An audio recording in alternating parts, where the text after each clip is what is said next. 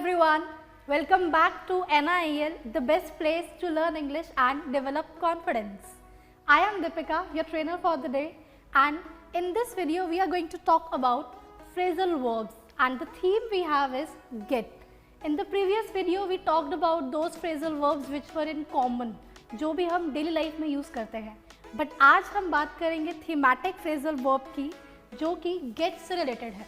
जैसा कि हमने पिछली वीडियोस में देखा था, फ्रेजल वर्ब का मीनिंग क्या होता है.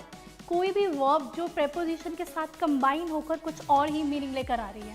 So when a verb and a preposition combines together and form a different verb with a different meaning, that is called phrasal verb.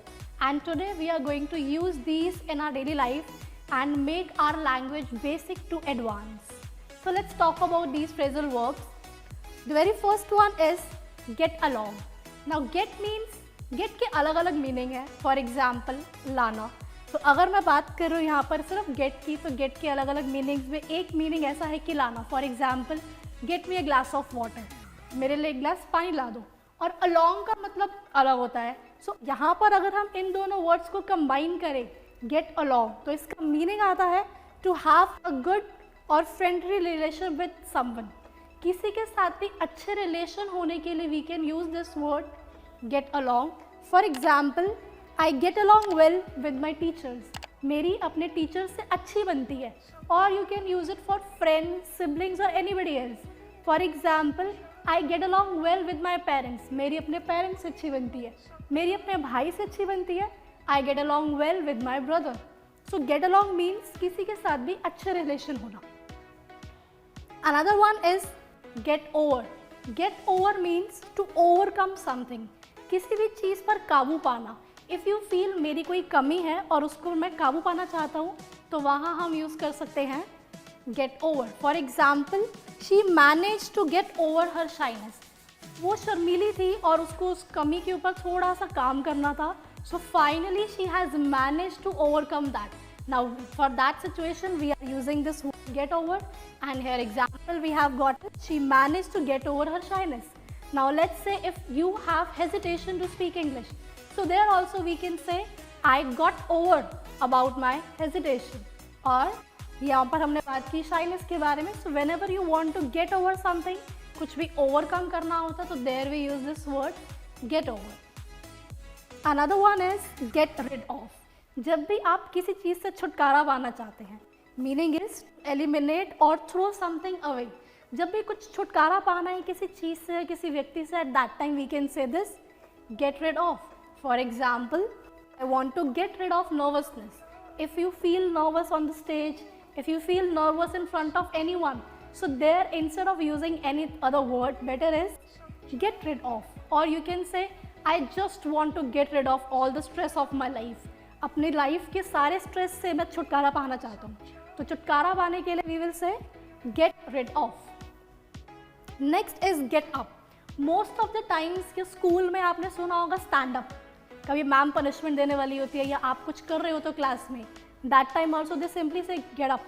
So instead of stand up we can use get up for खड़े होने के लिए. जब भी आपको किसी को कहना है खड़े हो जाओ, so don't use stand up, better you से get up. For example, we all got up to welcome the guest. सारे ही गेस्ट को खड़े होने के लिए या वेलकम करने के लिए हम लोग खड़े हुए. So we all got up to welcome the guest. Next is get up to. Now previous slide में सिर्फ get up था जिसका मीनिंग था खड़ा होना. एक वर्ड लगाने से complete meaning has got changed. So get up to means to do something, often something mischievous. Mischievous means कुछ भी शैतानी करना, शरारतें करना. तो जब भी हम बात करते हैं कोई भी शैतानी करने की, तो instead of using that doing something mischievous activity, better is we can say get up to. Let's take one example. Children get up to all sort of mischief when I was not there. जब मैं नहीं होता हूँ या मैं जब वहाँ नहीं था, तो उस टाइम पर बच्चे सारी मिसचीवियस एक्टिविटीज़ करते हैं, सारी शैतानी करते हैं. तो यहाँ पर हमने शैतानी करने के लिए वर्ड यूज़ किया है get up to. So you can also use get up to instead of doing any mischievous activity. Another is get wound up about something. जब भी आप किसी भी चीज़ से गुस्सा हो रहे होते हो, कोई सिचुएशन हुई है, कुछ एक्टिविटी हुई है, कुछ भी हुआ है आपकी लाइफ में, and you are angry about that, you are furious about it, Now, instead of using the word angry, you can simply say get wound up. For example, he gets wound up while arguing. वो बहस करते time जल्दी गुस्सा हो जाता है. So, he gets angry की जगह here we can say he gets wound up while arguing. और same we can use in different situation of our life. जब भी आपको लगता है कि ये पर्सन बहुत ज़्यादा गुस्सा होता है किसी भी एक्टिविटी के through, so there you can use the word get wound up. Another is get on with somebody or someone. Simple meaning to have a good relation with somebody. For example, she and her sister have never really got up, or we can say she and her sister never really got on.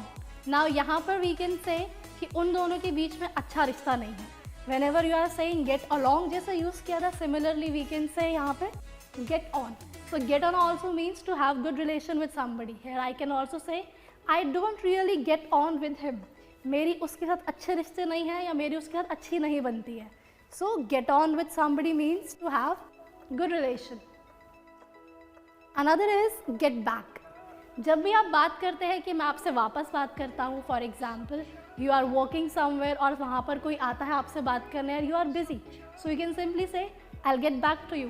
You can use it for call also. जब भी आप किसी से बात कर रहे हैं call पर और एकदम से उसने कुछ पूछा and you don't know the answer, so you can simply say I will get back to you, मैं आपसे वापस बात करता हूँ.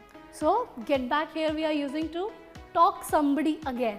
बात चल रही है, थोड़ा सा पॉज लिया, उसके बाद वापस बात कर रही हैं, सो वापस बात करने के हम सिंपली बोलेंगे गेट बैक.